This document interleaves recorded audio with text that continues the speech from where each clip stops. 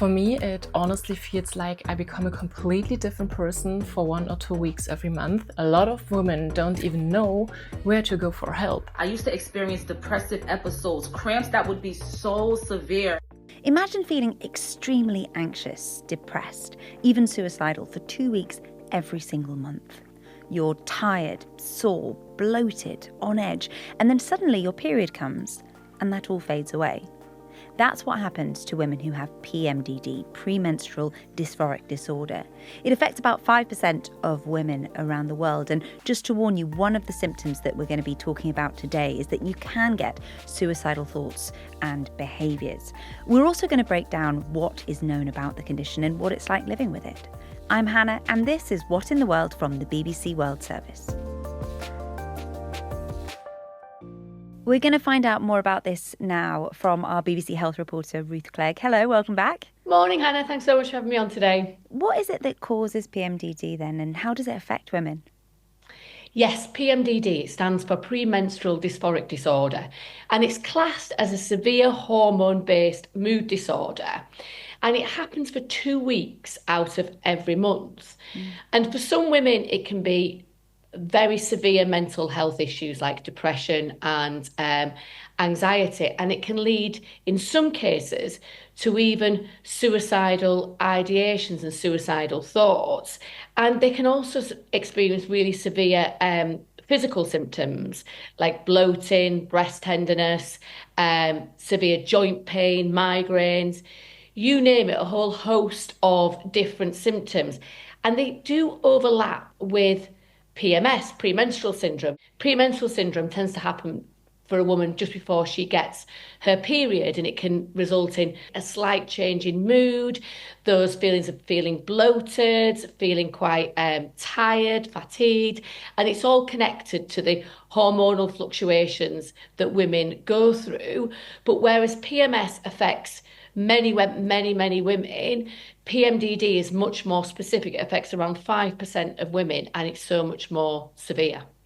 And both of these syndromes have a P in common, P for premenstrual. What is it about the time before a woman's period that affects their bodies? How do their bodies change at that time? Yeah, that's really important. The time before a woman's period is called the luteal phase of the menstrual cycle, and it tends to last around 2 weeks.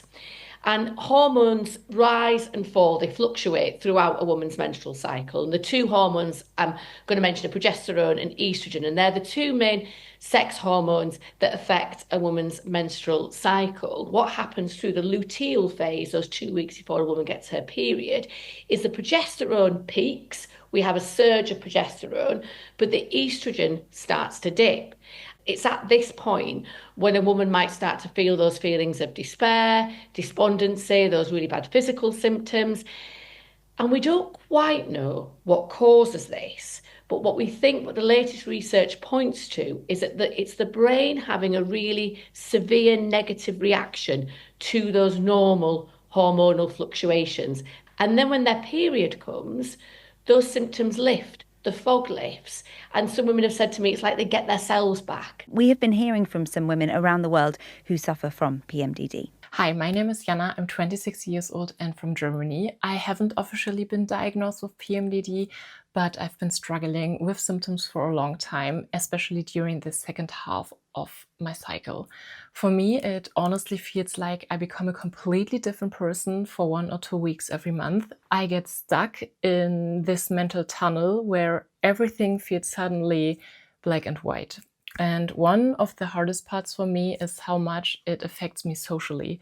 I isolate myself a lot during the time. I cancel plans, avoid meeting friends, and just want to be alone, because even small social interactions can suddenly feel exhausting. A lot of women don't even know where to go for help. There still aren't enough places, specialists, or support systems for women dealing with hormonal mental health issues. And in my opinion, many women feel dismissed very quickly.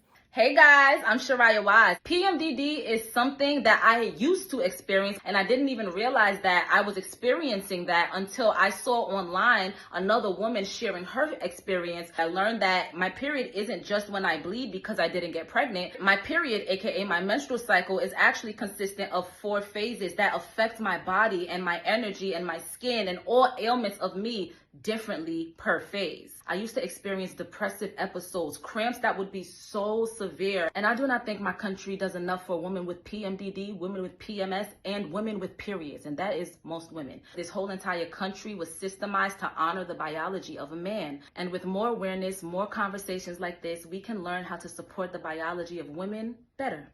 Thank you so much for sending those in. So, Ruth, how do women with PMDD treat it or manage it? It's a really tricky condition. The research around it is quite limited, but there are treatment options available. And so if you are diagnosed with PMDD, you might first be offered antidepressants.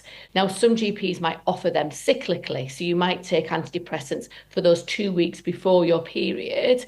And if that doesn't work, there's also other options like hormonal treatment. That can be the mini pill or the Minerva coil, which gives more progesterone and helps to calm those hormonal fluctuations. That can work for some women. Then there are also other more severe options like the chemical menopause, and that's basically where a woman gets hormone blocking injections and stops the menstrual cycle for that period of time while she's on that medication. And then there's also the option to have surgery, and that's actually having your ovaries removed, which completely stops the menstrual cycle and helps kind of stop those severe hormonal fluctuations. But that is a really drastic, really difficult decision to make. One of the things that we hear a lot about is how difficult it is to get a diagnosis in the first place. Why is that? Yes, it can be really difficult for a number of different reasons. One of those is the lack of awareness around PMDD, and that's for both people who might have PMDD, patients themselves, and clinicians. And speaking to some of the experts and researchers who are really involved in this, a lot of the time medical students aren't taught about PMDD right from the very beginning, so it's very difficult to recognise it. One of the things that experts are pushing for is that GPs ask automatically, what stage are you at in your menstrual cycle? So then there is a way of trying to gauge where this is connected to something to do with a woman's hormones. So I think an under-awareness is one of the factors, and the lack of understanding around PMDD with patients and clinicians. And also, even if you're aware of PMDD, it's quite a difficult condition to diagnose, because many of those symptoms, they can overlap with other conditions like generalized anxiety disorder and other mental health conditions. So actually, to get a diagnosis, it's not simple as going in saying, here's a list of symptoms, give me a blood test, say, and this will show that I've got it. It's actually kind of a lot of pinning it down and even carefully tracking your cycle to try and understand how your mood changes, how your physical symptoms change over the course of at least 2 months to try and understand, and then to eventually get a diagnosis. And you mentioned that doctors still don't know the exact cause of this, and a lot of women's health conditions historically have been under-researched. What is being done to try and tackle this, to try and understand more about women's health problems and to be able to treat them? Well, a lot of the work that's happened, especially around PMDD, is coming from women themselves who have got PMDD. So a lot of young women have taken to social media to talk about it, and all that wealth of information on social media has kind of created quite a bit of momentum, and that's been translated into the kind of the scientific world. So there is more work going on to try and understand the causes of PMDD. And then also with the women who are working in this arena, one of them, Dr. Lindsay Matthews, she is a researcher with PMDD who has just recently created the first suicide prevention tool specifically to treat women with PMDD, and she herself has got it. So it's trying to, on a global scale, raise awareness, educate women and clinicians and family members about it, and also to research into a bit more about what's going on behind the scenes.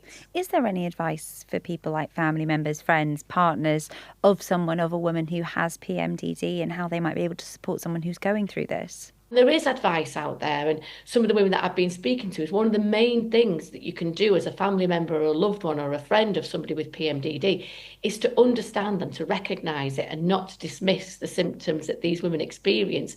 Be aware that a woman that's going through the luteal phase, that time before their period, not only will they maybe experiencing those really thoughts of desperation and sadness, they may also have brain fog and physical symptoms.